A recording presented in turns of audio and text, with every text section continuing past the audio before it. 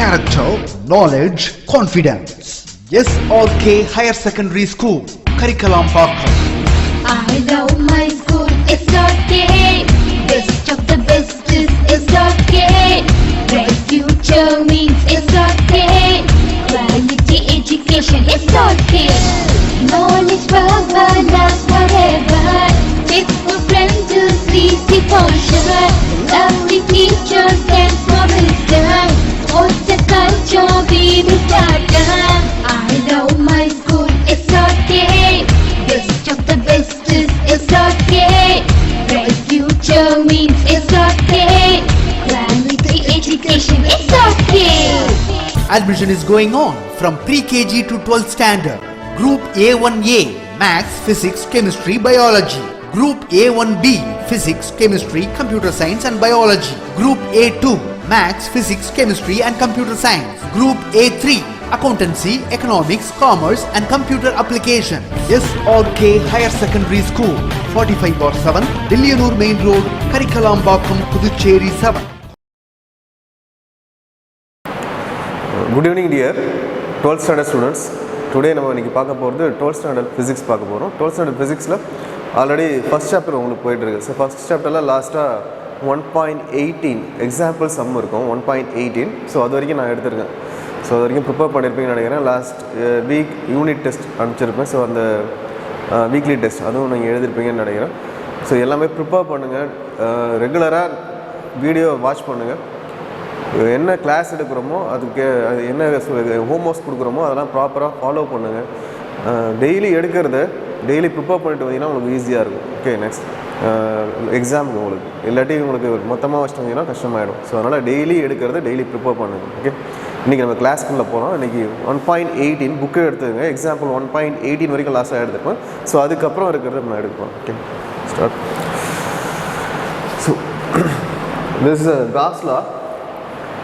லாஸ்ட்டாக வந்து காஸ்லா அப்படி பார்த்துருப்போம். ஸோ காஸ்லா அதை பேஸ் பண்ணி வரக்கூடிய ப்ராப்ளம்ஸ் நம்ம பார்த்துருப்போம் லாஸ்ட் கிளாஸ். இப்போ நம்ம காஸ்லாவோட அப்ளிகேஷன்ஸ். ஸோ காஸ்லாவை எங்கெங்கே நம்ம அப்ளை பண்ண போகிறோம், அப்ளிகேஷன்ஸ் அப்படின்னா ஸோ காஸ்லாவை எங்கெங்கே நம்ம அப்ளை பண்ண போகிறோம் ஸோ அப்படின்றத நம்ம பார்க்க போகிறோம். முக்கியமாக பிளேன் ஷீட்டில் ஒன்று வரும். பிளேன் ஷீட்டில் என்ன எவ்வளோ காஸ்லாவோட லா என்ன வரும் அப்படின்றது வரும். சிலிண்ட்ரிக்கலில் காஸ்லா என்ன வரும். ஸோ அதெல்லாம் வந்து நம்ம அப்ளை பண்ணி பார்க்க போகிறோம். என்னென்னு பார்க்கலாம். First applications of the காஸ்லா.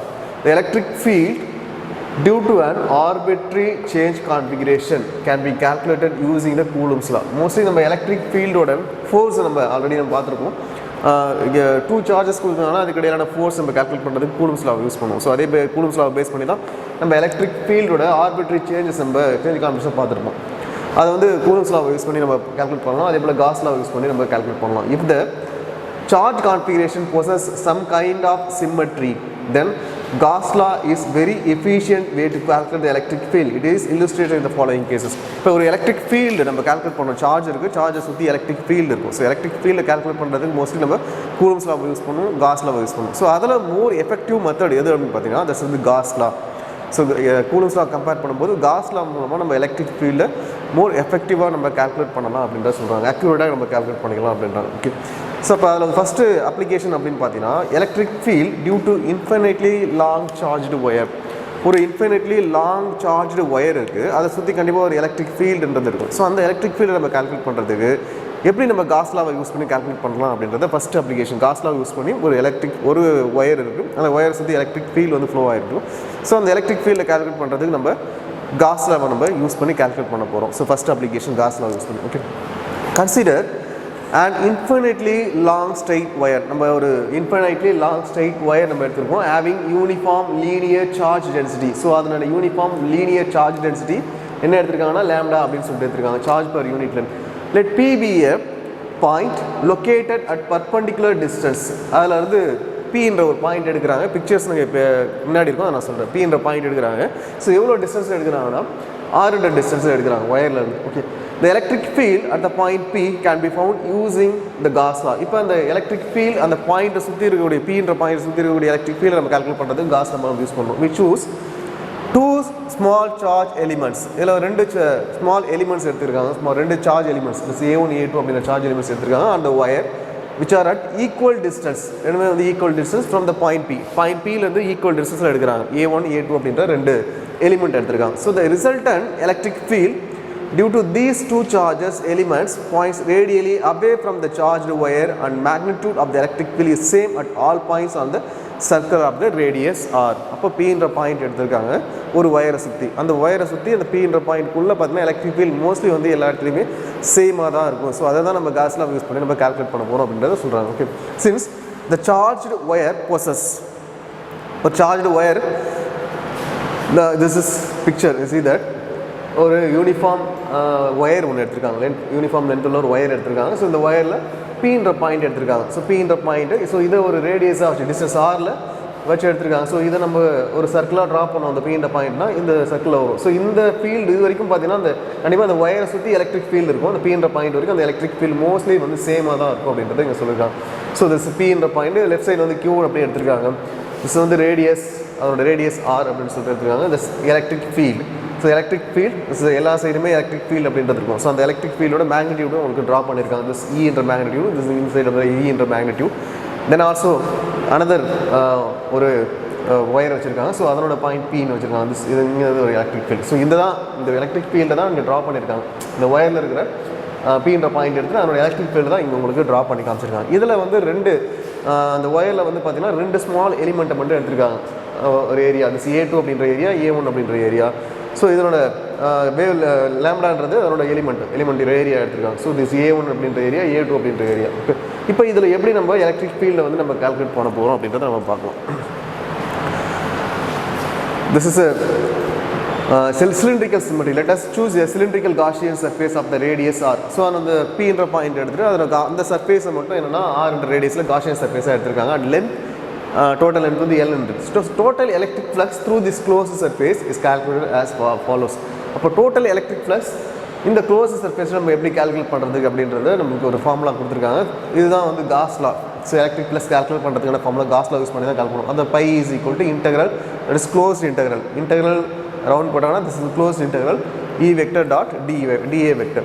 இப்போ இதில் அந்த பிக்சரில் பார்த்தீங்கன்னா 3 சர்ஃபேஸ் இருக்கும். ஒன்று வந்து கர்வ்டு சர்ஃபேஸ், அதாவது பாட்டம் சர்ஃபேஸ் இருக்கும், டாப் சர்ஃபேஸ் இருக்கும். ஏன்னா டோட்டலி ஒரு ஒயர் எடுத்துக்கிறோம் அப்படின்னா இந்த மாதிரி ஒரு ஒயர் எடுத்துருக்கோம். ஸோ இங்கே வந்து ஒரு பீன்ற பாயிண்ட் எடுக்கிறாங்க. ஸோ இதை சுற்றி இருக்கிற எலக்ட்ரிக் ஃபீல்டை தான் நம்ம கால்குலேட் பண்ண போகிறோம். அப்போ அதே போல் இந்த ஒயரை சுற்றி எல்லா இடத்துலையுமே எலக்ட்ரிக் ஃபீல்டு இந்த டைமென்ஷன் இருக்குது எலக்ட்ரிக் ஃபீல்டு.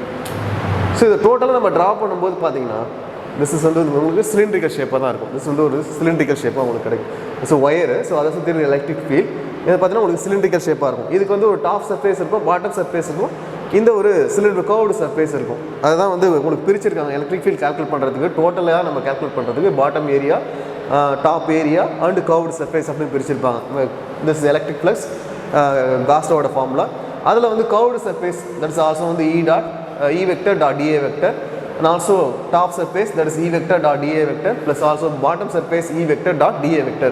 காஸ் லா வச்சு நம்ம கால்குலேட் பண்ணோம் அப்படின்னா அந்த சிலிண்டரிக்கல் ஷேப் நம்ம கால்குலேட் பண்ணும்போது டாப் சர்ஃபேஸ் நம்ம கால்குலேட் பண்ணணும், பாட்டம் சர்ஃபேஸும் கால்குலேட் பண்ணணும், அண்ட் வந்து கர்வ்டு சர்ஃபேஸ் நம்ம கால்குலேட் பண்ணணும். ஸோ அதை டோட்டலாக நம்மளுக்கு காஸ் லாவை அப்ளை பண்ணும்போது ஒன்றுத்துக்குமே காஸ் லான்றது சேம் தான். ஸோ அதனால் E vector dot dA vector, E vector dot dA vector and E vector dot dA vector அப்படின்னு சொல்லிட்டு this is equation 1.63 கொடுத்துருக்காங்க.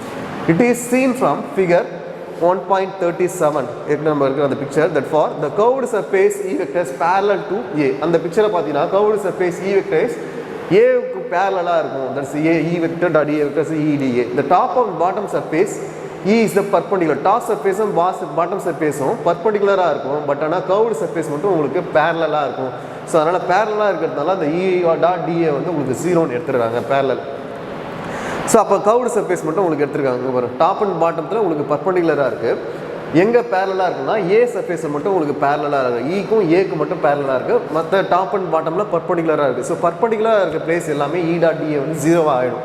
அப்போ டாப் சர்ஃபேஸும் பாட்டம் சர்ஃபேஸும் உங்களுக்கு 0 மாறிடும். மீதி இருக்கிறது வந்து உங்களுக்கு கர்வ்டு சர்ஃபேஸும். அப்போ electric flux phi is equal to integral curved surface E dot dA அப்படின்னு சொல்லிட்டு எடுத்துருக்கோம். So integral E dot dA that value formula தான் Q enclosed by epsilon naught. This வந்து காஸ் லாவோட formula. So phi is since the magnitude of the electric field for the entire curved surface is constant. அப்போ எல்லா curved surfaceம் magnitude mostly வந்து கான்ஸ்டண்ட்டாக தான் இருக்கும். therefore E is so this pictures இதை தான் நம்ம சிலிண்ட்ரிக்கல் ஷேப்பாக உங்களுக்கு காமிச்சிருக்காங்க. ஸோ ஒரு பீன்ற பாயிண்ட் எடுக்கணும். பீன்ற பாயிண்ட்லேருந்து உங்களுக்கு ஒரு பிளேஸையும் உங்களுக்கு எலக்ட்ரிக் ஃபீல்ட் நம்ம கால்குலேட் பண்ணும்போது உங்களுக்கு வந்து ஒரு சிலிண்ட்ரிக்கல் ஷேப்பாக தான் உங்களுக்கு கிடைக்கும். இந்த சிலிண்ட்ரிக்கல் ஷேப் அந்த டோட்டல் சிலிண்ட்ரிக்கல் ஷேப்போட லென்த் வந்து எல்னு எடுத்துருக்காங்க. அதில் வந்து ஸ்மால் எலிமெண்ட், இங்கே ஒரு ஸ்மால் எலிமெண்ட் எடுத்துருக்காங்க, இங்கே ஒரு ஸ்மால் எலிமெண்ட் எடுத்துருக்காங்க. டாப் சர்ஃபேஸு ஸ்மால் எலிமெண்ட், அதே போல் பாட்டம் சர்ஃபேஸில் இந்த கர்வ்டு சர்ஃபேஸில் ஒரு ஸ்மால் எலிமெண்ட் எடுத்துருக்காங்க. திஸ் வந்து E vector electric field. This is the curved surface, this is the top surface, this is the bottom surface electric field. Okay. So taken out for the integral and Q enclosed is given by Q enclosed. That's the Q enclosed தான் நம்ம lambda L னு எடுக்கணும் அதுல. So அந்த Q enclosed பதிலா நம்ம lambda L வேல்யூவை அந்த ஈக்குவேஷன்ல சப்ஸ்டிட்யூட் பண்ணிடுவாங்க curved surfaceக்கு. Where lambda is the linear charge density. இது lambda அப்படிங்கிறது என்னன்னா linear charge density, charge per present per unit length. That is. So அந்த ஃபார்முலாவில் வந்து உங்களுக்கு என்ன கால்குலேட் பண்ணிருக்காங்கன்னா ஹியர் இன்டெக்ரல் கர்வ்டு dA ஓட value total area of the curved surface. அப்போ டோட்டல் ஏரியா கர்வ்டு சர்ஃபேஸ் அப்படின்னா தட்ஸ் வந்து உங்களுக்கு ஒரு சர்க்கிளாக தான் வரும். ஸோ தட்ஸ் வந்து 2πr அந்த ஏரியா ஃபார்முலா சப்ளை பண்ணியிருக்காங்க. 2πr L லேம்டா எல்லுக்கு அந்த ஏரியாவோட 2πr எடுத்துருக்காங்க. சப்ஸ்டிட்யூட் திஸ் ஈக்குவேஷன் 1.65 இந்த ஈக்குவேஷன் வந்து 1.65 நம்ம சப்ஸ்டிட்யூட் பண்ணும்போது என்ன கிடைக்கும்? 1.65 ஆல்ரெடி ஏற்கனவே இருக்கும். அதில் வந்து நம்ம E டாட் surface area அந்த dAக்கு பதிலாக 2πr சப்ஸ்டிட்யூட் பண்ணுறோம். That is equal to lambda L, that is by enclose Q enclosed வந்து lambda L divided by epsilon naught values substitute பண்ணியிருக்காங்க. அது Q என்க்ளோஸ்க்கு பதிலாக lambda L இப்போ நம்ம கொடுத்துருக்காங்க, அது வேல்யூ சப்ஸ்டிட்யூட் பண்ணியிருக்காங்க. சப்ஸ்டிட்யூட் பண்ணோன்னா LL உங்களுக்கு கேன்சல் ஆகிடும். மீதி வர value E is equal to 2πr equal to கரெக்டாக போயிடும். ஸோ 2π ஈக்குவல் டு கரெக்டாக போகும்போது டிவைட் பையில் போகும். ஸோ டிவைட் பையில் போயிருக்கு. lambda டிவைடட் பை இந்த R வந்து இங்கே இருக்குது. ஸோ LL வந்து உங்களுக்கு கேன்சல் ஆகிடும். மீதி இருக்கிற வேல்யூ இஸ் இதை வந்து நம்ம வெக்டர் ஃபார்மாக நம்ம எழுதும்போது இப்போ ஈன்ற வேல்யூ எழுதிருக்காங்க. இந்த வந்து வெக்டர் ஃபார்மாக எழுதும்போது ஸோ ஆர் யூனிட் வெக்டர் உங்களுக்கு ஆட் ஆகும் இது கூட இந்த ஈக்குவேஷன்ஸ். ஸோ இந்த ஈக்குவேஷன் உங்களுக்கு வெக்டர் ஃபார்மாக எழுதும்போது ஒரு யூனிட் வெக்டர் மட்டும் இதில் உங்களுக்கு ஆட் ஆகும். அது இந்த ஆர் இன்டு யூனிட் வெக்டர் உங்களுக்கு ஆட் ஆகும்.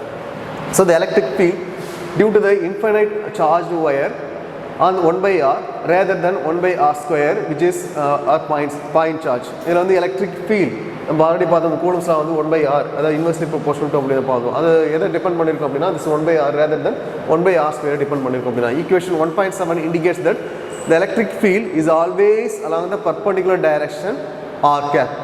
ஈக்குவேஷன் 1.6 நம்ம முன்னாடி பார்த்துருக்க ஈக்குவேஷன். ஸோ அதை என்ன இண்டிகேட் பண்ணுது அப்படின்னா electric field is always along the perpendicular direction r. அப்போ எலக்ட்ரிக் ஃபீல்ட் எந்த டைரக்ஷன் இருக்கணும் அலாங் இந்த யூனிட் வெக்டர் ஆர் கேப் அந்த டைரக்ஷன் இருக்கும் அப்படின்றாங்க to the wire.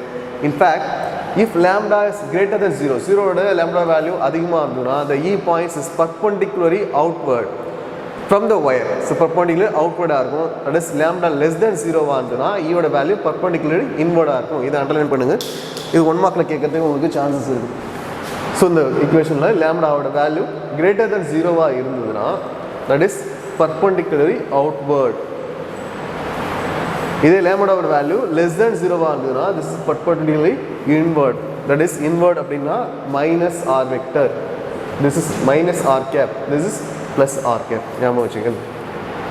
Next equation 1.67 is true only for an infinitely long. இப்போ நம்ம பார்த்த அந்த ஈக்குவேஷன்ஸ் எதை பேஸ் பண்ணியிருக்கோம்னா இன்ஃபினிட்லி லாங் சார்ஜ்டு ஒயர் மட்டும் தான் அதுக்கு பேஸ் பண்ணியிருக்கோம். This equation for a charged wire of finite length the electric field need not be radial at all points. எல்லா இடத்துலையுமே ரேடியலாக இருக்காது. however the equation 1.67 for such a wire is taken approximately true around the midpoint of the wire and far away from the both ends of the wire. So இந்த equation அப்படின்றது அந்த cylindrical பாயிண்டில் எல்லா பிளேஸுக்குமே ஒரே same equation தான் அப்படின்றாங்க. Next second application பார்க்க போகிறோம். திஸ் வந்து ஃபஸ்ட் அப்ளிகேஷன் பார்த்தாச்சு. ஃபஸ்ட்டு யூனிஃபார்ம் லாங் ஒயரில் சுற்றி இருக்கிற எலக்ட்ரிக் ஃபீல்டில் கால்குலேட் பண்ணுறதுக்கு காஸ்லா என்ன காஸ்லா அப்படின்றத நம்ம டிரைவ் பண்ணியிருக்கோம். ஸோ அது ஒரு ரூப் ஈக்குவேஷன்ஸ் கேட்கறதுக்கு சான்ஸ் இருக்குது. செகண்ட் நம்ம பார்க்க போகிறது electric field due to charged infinite plane sheet.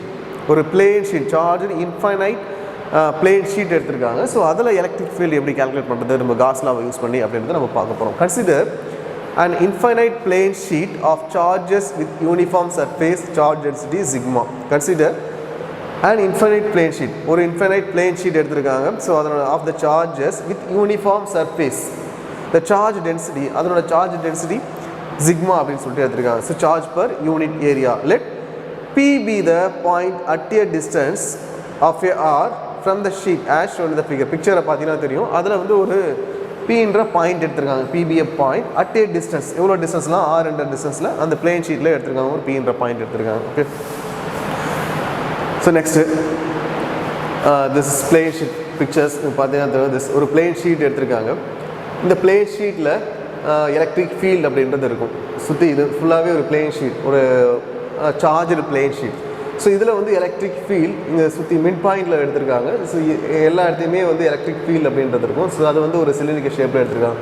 இதில் பார்த்தீங்கன்னா Pன்ற பாயிண்ட் ஒரு எடுத்திருக்காங்க. ஸோ இந்த Pன்ற பாயிண்ட் சுற்றி கண்டிப்பாக எலக்ட்ரிக் ஃபீல்டு இருக்கும். ஸோ அந்த எலக்ட்ரிக் ஃபீல்டு தான் உங்களுக்கு ஒரு சிலிண்டரிக்கல் ஷேப்பாக இங்கே ட்ரா பண்ணியிருக்காங்க. திஸ் வந்து E dot DA, this E vector dot DA vector.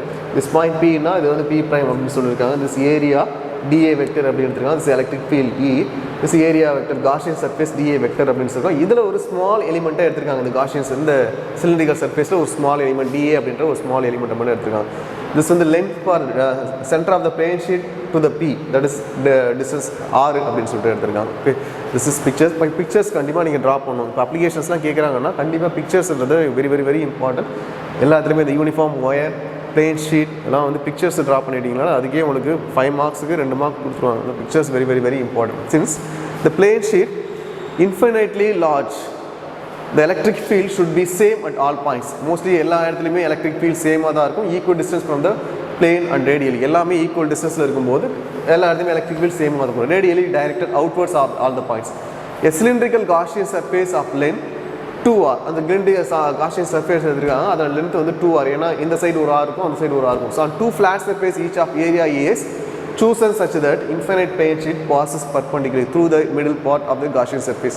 The total electric flux links with the cylindrical surface. அப்போ total electric flux இந்த cylindrical surface நம்ம போதும். இதில் அதே போல் அந்த cylindrical surface curved surface எடுத்திருக்கோம். 2 பாயிண்ட் எடுத்திருக்கோம். இந்த சைடு P என்ற பாயிண்ட், அந்த side P prime. So P prime P and P prime எடுத்திருக்காங்க. ஸோ கர்வ்டு சர்ஃபேஸில் அதே போல் காஸ்லா அப்ளை பண்ணும்போது அந்த Gauss law formula E vector dot DA vector. அதே போல் Pன்ற பாயிண்டில் தட்ஸ் ரைட் சைட். ஸோ அதில் வந்து பார்த்தீங்கன்னா உங்களுக்கு காஸ்லா அப்ளை பண்ணணும். That formula E vector dot DA vector.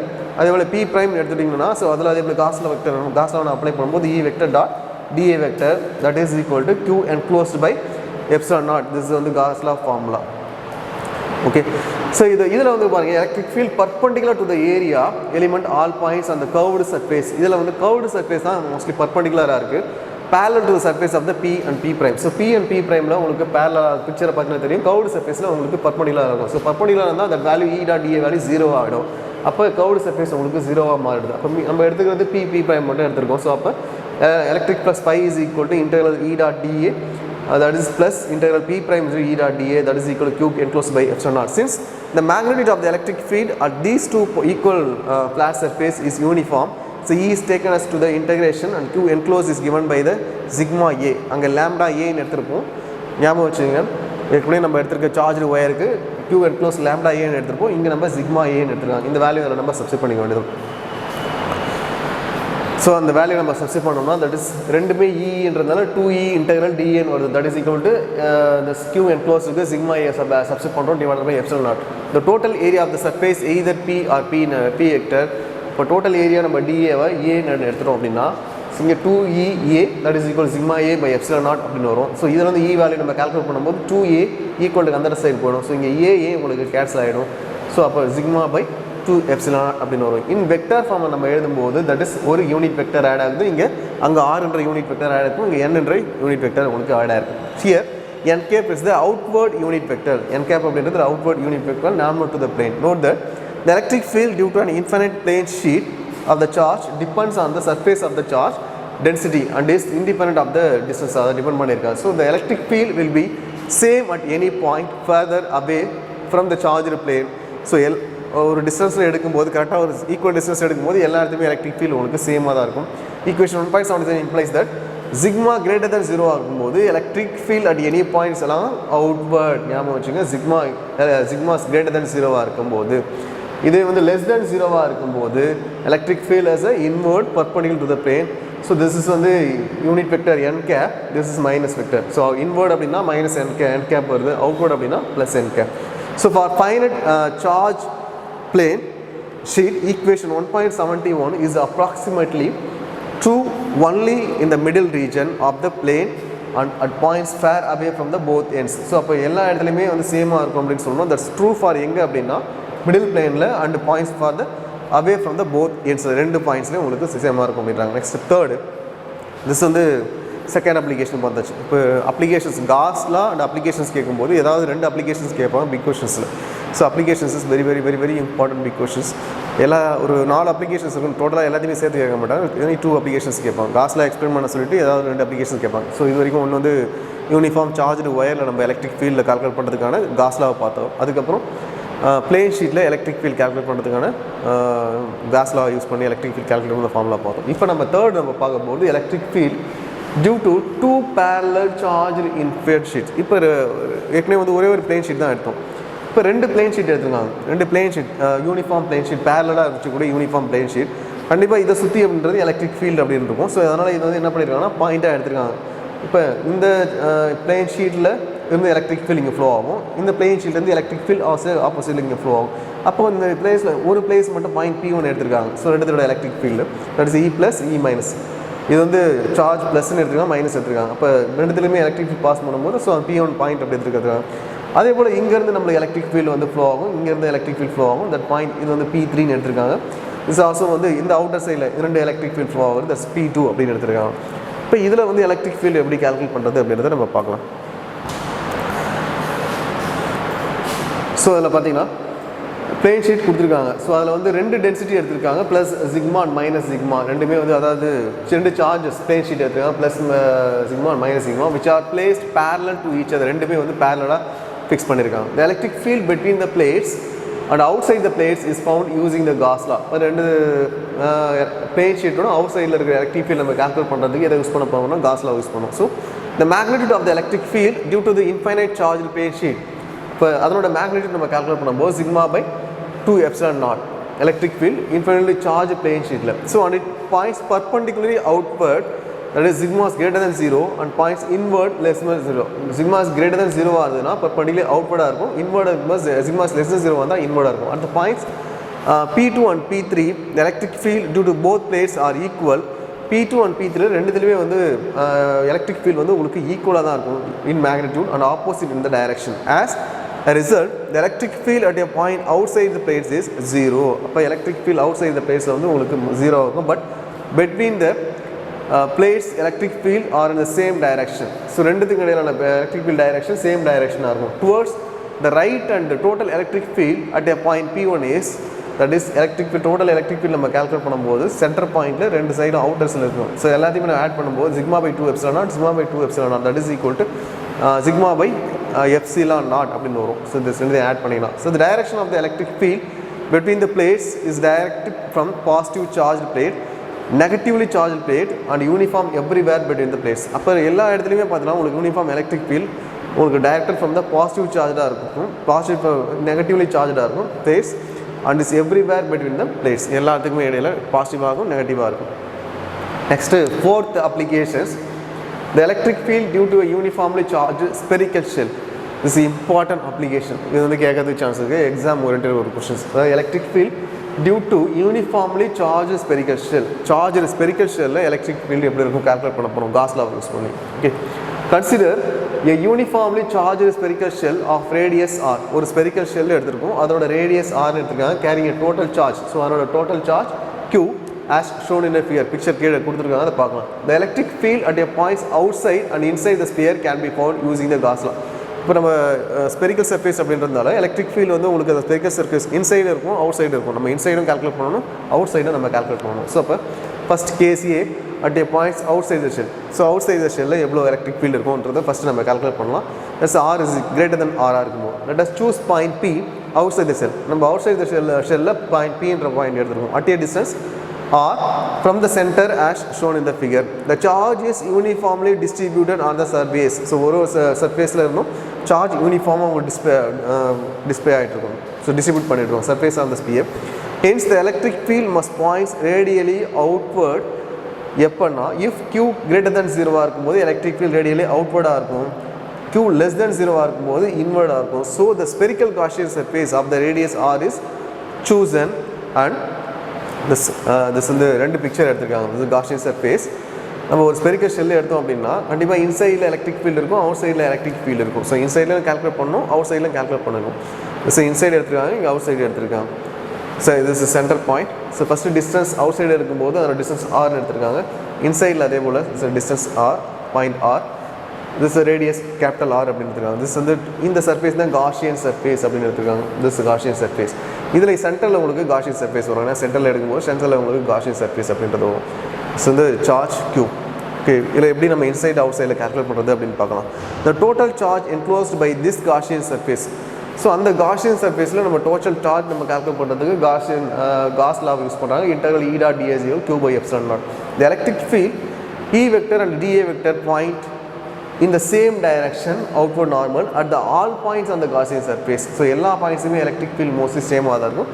Outer சைடில் எடுக்கும்போது சரி, இன்னரில் எடுக்கும்போது சரி. So outward normal. The magnitude of the E is the same at all points due to the spherically symmetrical charge distribution. Hence E integral Gaussian surface dA. So எல்லா பிளேஸ்லையும் electric field உங்களுக்கு சேமாக இருக்கிறதுனால E மட்டும் அதில் வெளியே எடுத்துடுறாங்க. So E வெளியே எடுத்துட்டு அதனோட integral dA is the total area of the Gaussian surface. So total Gaussian surface அப்படின்னும் போது தட்ஸ் வந்து சர்க்கிள். ஸோ அதில் வந்து ஏரியான்னு பார்க்கும்போது 4πr². பட் வேல்யூ உங்களுக்கு சப்செட் பண்ணியிருக்காங்க டிஏ இருக்கிற இடத்துல. So E dot 4πr² Q by epsilon naught. ஸோ E dot 4πr² Q by epsilon naught அதை எப்படி எழுதிருக்காங்கன்னா ஆர் 4πr² ஈக்குவல் டு கரண்ட் கொண்டு போயிருக்காங்க. ஸோ டிவைட் பையில் போயிடுது 1/4π0 Q by r². இங்கே ஒரு r² இருக்கிறது, இங்கே r² எடுத்து போயிருக்கோம். இதை வந்து நம்ம வெக்டர் ஃபார்மாக எழுதும்போது யூனிட் வெக்டர் உங்களுக்கு ஆட் ஆகும். ஸோ E வெக்டர் அப்படின்னு எழுதுறாங்கன்னா ஸோ அந்த அது கூட ஒரு யூனிட் வெக்டர் ஆட் ஆகும். இங்கே ஆர் யூனிட் வெக்டர் உங்களுக்கு ஆட் ஆகுது. ஸோ வெக்டர் ஃபார்மாக மாற்றும் போது so electric field is radially outward. So radially outward எப்போ இருக்கும் அப்படின்னா Q is greater than 0 ஆகும்போது, ரேடியலி இன்வர்ட் எப்போனா Q is less than 0 ஆகும்போது. From the equation 1.75 we infer that the electric field at a point outside the shell will be same with the entire charge. அப்போ out side the ஷெல்லில் பார்த்தீங்கன்னா electric field mostly சேமாக தான் இருக்கும். Entire charge Q as concentrated at the center of the spherical shell. So the S. Miller's result observed the gravitation for gravitation force due to the spherical shell. So we mean the mass. So அப்போ எல்லா இடத்துலையுமே பிளேஸ்லையும் வந்து பார்த்தீங்கன்னா உங்களுக்கு electric field சேமாக தான் இருக்கும். இன்சைடில் எடுத்தாலும் அவுட் சைடில் எடுத்தாலும் அப்படின்றாங்க. Next case B second. Okay students, today's class is over. So Gauss law and its applications, very important question in this unit. இந்த யூனிட்டில் ஒரு இம்பார்ட்டன்ட் கொஷின்ஸ் அப்படின்னா Gauss law பேஸ் பண்ணி வரக்கூடிய கொஷின்ஸ், அதனோட அப்ளிகேஷன்ஸ். இந்த அப்ளிகேஷன்ஸில் கண்டிப்பாக ஏதாவது ஒன்று கேட்கறதுக்கு சான்சஸ் இருக்குது. அதனால் இதை தெளிவாக ப்ரிப்பேர் பண்ணிங்க. ஏதாவது டவுட்ஸ்னு வரும்போது நான் கிளாஸில் வந்து உங்களுக்கு எக்ஸ்பிளைன் பண்ணுறேன். ஓகே, நெக்ஸ்ட் கிளாஸ் பார்க்கலாம். தேங்க்யூ.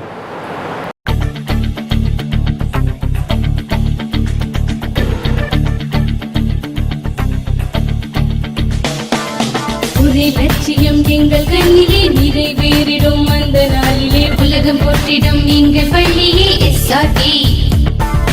கல்வி பண்புகளை கண்ணின போற்று, கலைகள் யாவையும் கைவசமாக்கு. பள்ளியின் பேரை கேட்டால் சொல்லு SRK.